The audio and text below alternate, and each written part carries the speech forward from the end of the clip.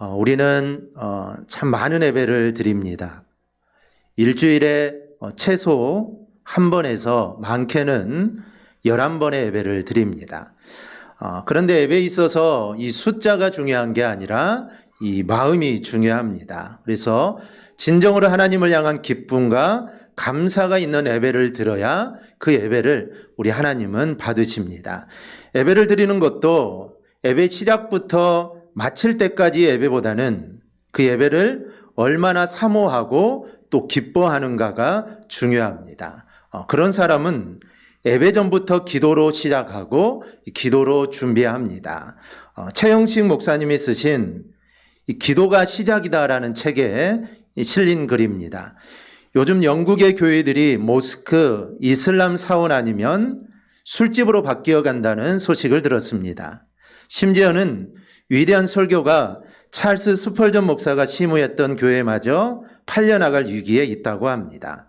오래전부터 조금씩 진행되어 왔던 예배의 침체가 점점 가속화되어 막바지에 치달은 결과입니다. 예배를 소중히 하느냐 마느냐는 개인과 공동체뿐 아니라 한 사람의 운명까지 결정합니다. 따라서 위기 중에도 예배를 사수해야 합니다. 다 쓰러진 곳에서도 가장 먼저 회복시킬 것은 예배와 교회입니다. 예배는 교회의 존재 이유입니다. 교회의 가장 중요한 직무는 예배입니다. 하나님은 예배를 통해 우리를 만나주십니다. 예배를 통해 우리를 살리십니다. 그러므로 아무리 중요한 일이라고 해도 예배보다 우선할 것은 없습니다. 성경은 처음부터 끝까지 예배를 강조합니다. 예배를 드리기 위한 희생이나 투자는 아무리 많아도 지나치지 않습니다. 반면 예배가 무너지면 교회가 무너집니다. 교회가 무너지면 그것은 곧 국가적 순환으로 이어지고 그 순환은 개인에게로 돌아옵니다. 그때부터는 죽음과 같은 삶이 계속됩니다. 이는 성경이 증명하고 역사가 증명하는 진실입니다. 예배가 살면 내가 살고 공동체가 삽니다. 이것이 성경의 수많은 선지자와 지도자가 성전과 예배의 회복을 가장 우선시한 이유입니다. 예배의 중요성을 말한 글입니다.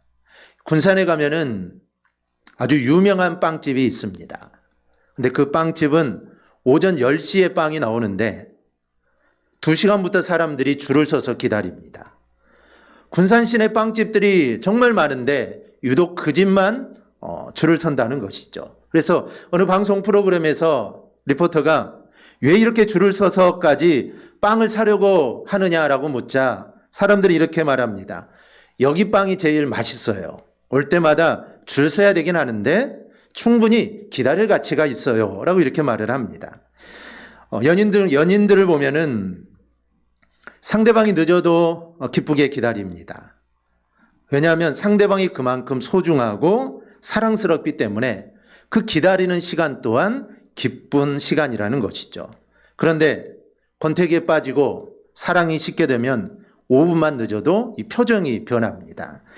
어린 왕자에 보면 이런 글이 있습니다. 내가 오후 4시에 온다면 난 3시부터 행복할 거야. 4시에 만나기로 했는데 그러면 1시간 전부터 이미 나는 행복하다는 것입니다. 1시간 동안 기다림도 즐겁다라는 것이죠. 이렇게 사랑이 있으면 삶이 달라집니다. 사랑이 있는 것과 없는 것은 완전하게 다릅니다. 하나님에 대한 사랑도 마찬가지죠. 하나님을 사랑하면 하나님을 만나는 예배 시간이 기다려지죠. 그래서 일찍 옵니다. 예배 시간이 길어져도 설교가 길어져도 이게 지루하지 않습니다. 왜냐하면 하나님을 사랑하기 때문에 이게 그냥 즐거운 것입니다. 요즘 설교를 길게 안 하죠. 예배 시간이 길지 않습니다. 아무리 길어도 12시 넘기면 좀 이제 지루해지고 시간이 좀 많이 간다라는 이런 느낌이 들기 때문에 보통 예배는 1시간 안에 모든 순서가 1시간 안에 다 끝납니다. 그럼 설교는 약 30분 하죠. 그리고 이제 나머지는 다른 부분으로 우리 이렇게 채워집니다. 그런데 예배 시간이 길어져도 1시간, 2시간 예수님이 설교하면 얼마나 많이 했습니까? 식사 시간이 지난지도 모르고 예수님이 한번 설교를 시작하시면 1시간, 2시간, 3시간, 4시간 엄청 오래 하셨죠. 그런데 예배 시간이 길어져도 설교가 길어져도 지루하지 않는 것은 하나님을 사랑하는 마음이 우리 안에 가득하면 그게 지루하지 않다라는 것이죠. 그런데 사랑이 식으면 제사도 예배도 형식만 남게 됩니다. 사실 구약시대에는 제사가 침체하는 것이 영적 침체의 증거였습니다. 즉 제사를 형식적으로 드리고 제사를 하나님이 기뻐하지 않게 드리는 것은 이미 영적으로 침체했다라는 것이죠. 그럼 오늘날은 어떤 걸까요? 오늘날은 예배의 침체가 바로 영적인 침체의 증거인 것입니다. 예배가 줄어들고 아니면 예배가 지루해지고 예배가 별로 즐겁지 않는 거, 이거는 벌써 내가 영적으로 침체되어 있다라는 이 증거라고 할 수가 있습니다. 성전에서 제사가 형식적이고 의식적인 제사로만 존재를 합니다. 제사에 대한 기다림도 없고 감사도 감격도 없습니다. 그냥 하나님이 하라고 하니까 그냥 의무감으로 합니다. 영적으로 침체할 때 나타나는 현상들입니다. 그렇다고 제사를 안 드리는 것은 아닙니다. 제사는 드립니다. 그런데 그 안에는 마음은 빠져 있고 형식만 남아 있다는 것이죠. 이것이 바로 히스기야 시대의 모습입니다. 그런데 어찌 보면 지금 우리의 시대의 모습과 너무나도 똑같습니다. 그 옛날 수천 년 전에 히스기야 왕이 다스리던 그 시대의 이스라엘도 바로 이랬다라는 것이죠. 그래서 히스기야 동시대를 살았던 선지자가 이사야입니다. 이사야는 이사야 1장 11절 12절에서 이렇게 말합니다. 우리 한음성으로 함께 보겠습니다. 여호와께서 말씀하시되 너희의 무수한 재물이 내게 무엇이 유익하뇨? 나는 순양의 번제와 살찐 짐승의 기름에 배불렀고 나는 수송아지나 어린 양이나 순념소의 피를 기뻐하지 아니하노라. 너희가 내 앞에 보이러 오는 이것을 누가 너희에게 요구하였느냐? 내 마당만 밟을 뿐이니라. 아멘. 유다 사람들은 하나님에 대한 예배, 종교 행위에 대한 열심이 있었습니다. 또한 하나님께 예물 드리는 거, 이것도 그들은 인색하지 않았습니다. 그들이 얼마나 많은 예물을 드리고 얼마나 많은 예배를 드렸는지 하나님은 순양의 번제와 살찐 짐승의 기름에 나는 배부르다라는 것입니다. 그만큼 이스라엘 사람, 유다 사람들은 예배와 이런 행위에 대해서 아주 열심이었다는 것이죠. 그런데 13절 14절을 보면 하나님이 이렇게 말씀합니다. 헛된 재물을 다시 가져오지 말라. 분향은 내가 가증히 여기 쓰는 바요.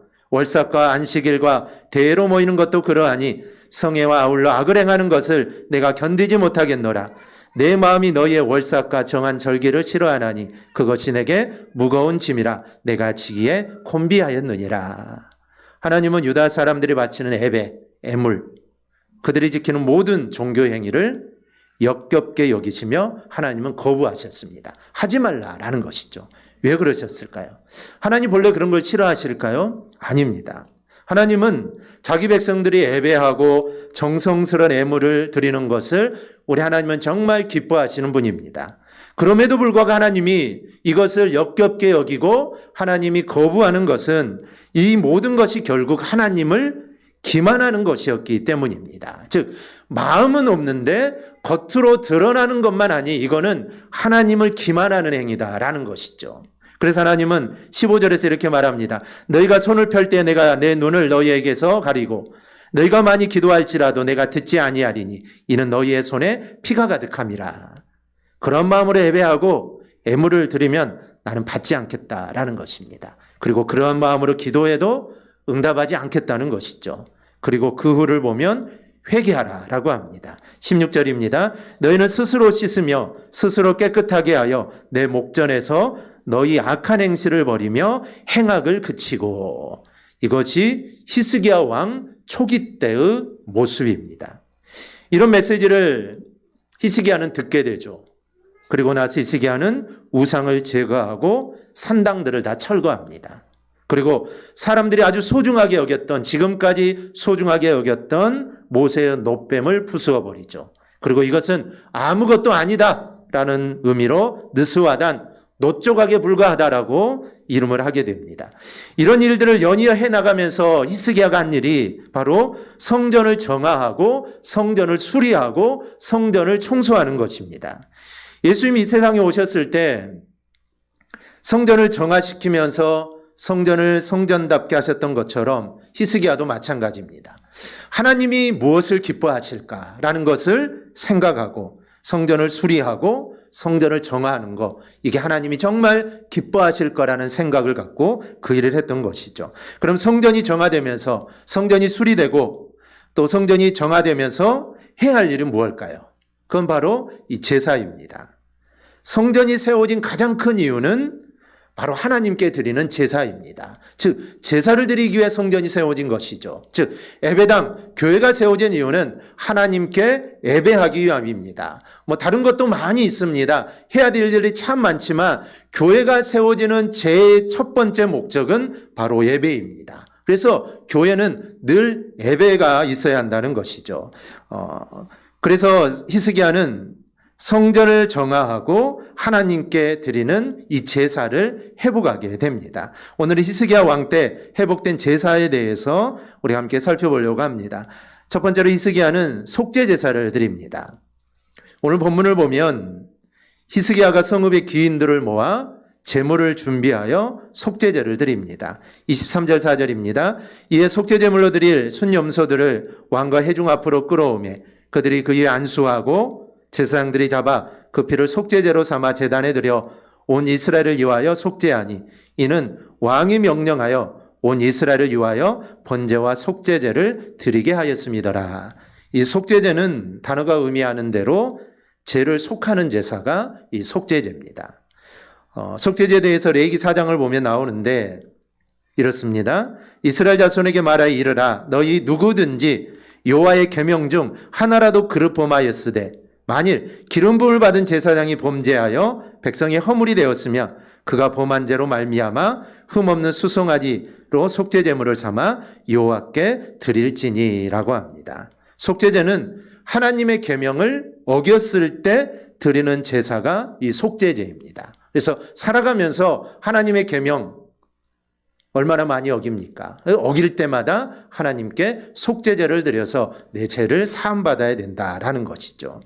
2절과 3절은 제사장에 대한 말이지만 레위기 전체를 보면 모든 사람들이 하나님의 계명을 어길 때 이 죄를 속하기 위해 속죄제를 하나님께 드려야 하는 겁니다.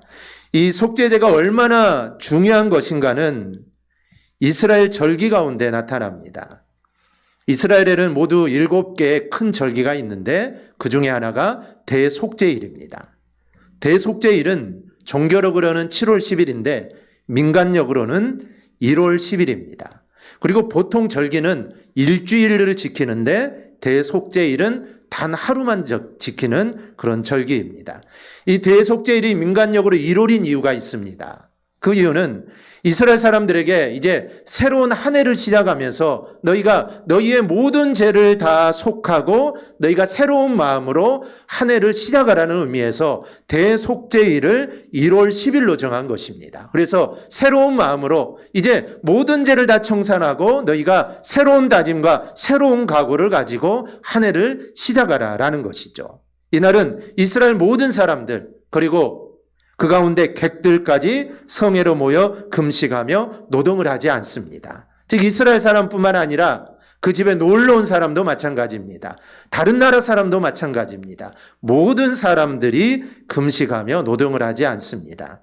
그리고 대제사장은 1년에 한 차례 이 지성소에 들어가는데 바로 대속죄일에 이 지성소에 들어갑니다. 1년에 하루만 들어가는 것이죠. 그래서 지성소에 들어가서 자신과 이스라엘 백성들을 위해 속죄의 피를 드리는 것입니다. 그래서 죄를 지을 때마다 속죄제를 드리고 번제도 드리고 화목제도 드리고 많은 제사를 하나님께 드리지만 그 모든 제사를 모아서 대속죄일 1월 10일 날 대제사장이 1년에 한 번 지성소에 들어가 모든 죄를 속하는 예식이 대속죄일입니다. 그러니 이게 얼마나 중요하겠습니까?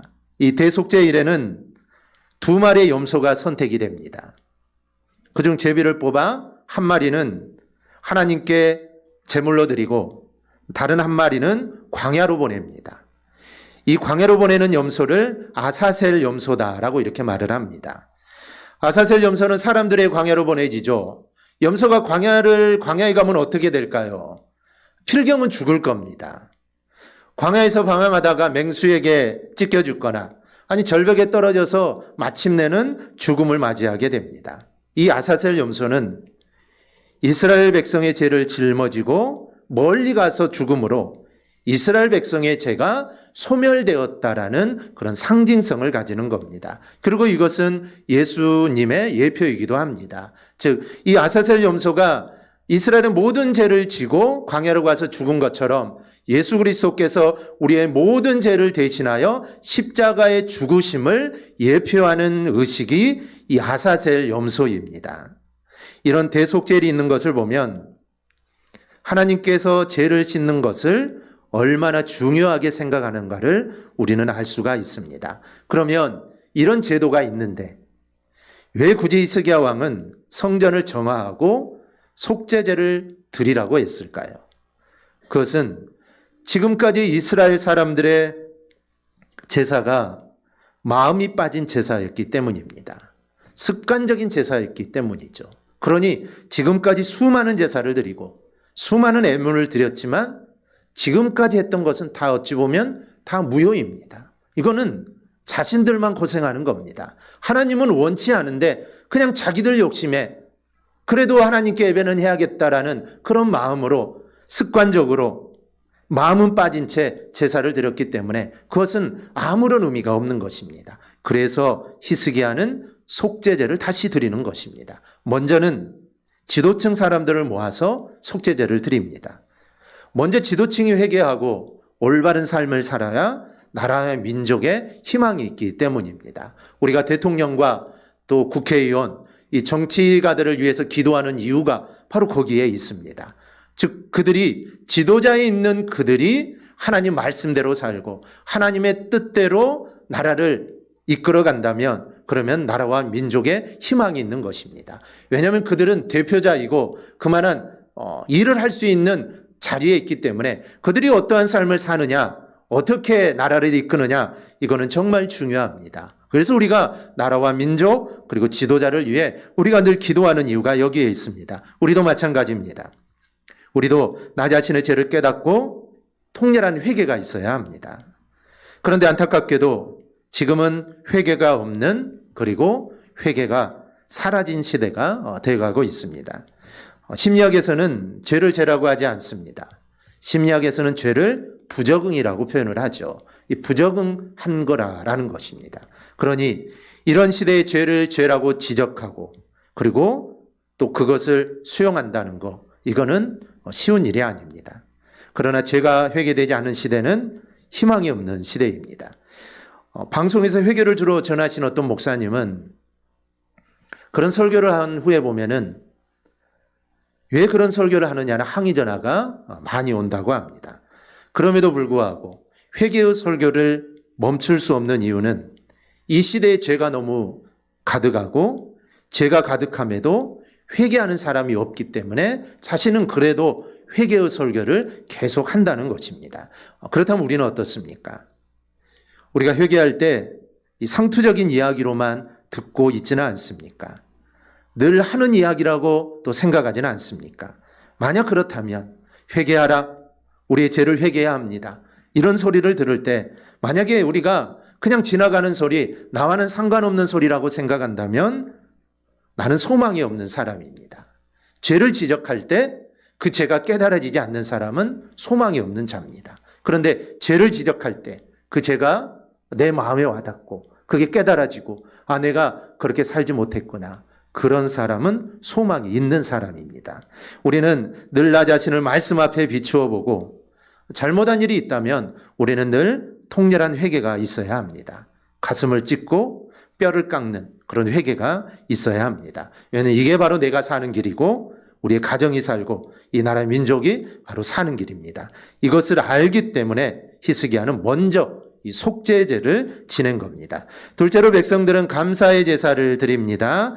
역대하 29장 31절입니다. 이에 히스기야가 말하여 이르되 너희가 이제 스스로 몸을 깨끗하게 하여 여호와께 드렸으니 마땅히 나와 제물과 감사제물을 여호와의 전으로 가져오라 하니 회중이 제물과 감사제물을 가져오되 무릇 마음에 원하는 자는 또한 번제물도 가져오니. 히스기야 백성들 가운데 이제 속죄제를 드리고 25절 이후를 보니 번제를 드립니다. 번제는 레위기 1장에 보면은 헌신을 다짐하는 제사가 바로 이 번제입니다. 이 번제를 드릴 때 악기로 찬양을 하고 백성들이 함께 나와 하나님을 경배합니다. 그런 다음 히스기야는 백성들에게 너희가 이제 몸을 깨끗하게 하여 여호와께 드렸으니 마땅히 나와 제물과 감사 제물을 여호와의 전으로 가져오라 라고 하니 이에 백성들이 자원하여 제물을 가져와서 감사 제사를 드립니다. 그리고 함께 기뻐합니다. 성도에게 가장 큰 감사가 임할 때가 언제냐면 사제의 확신을 받았을 때입니다.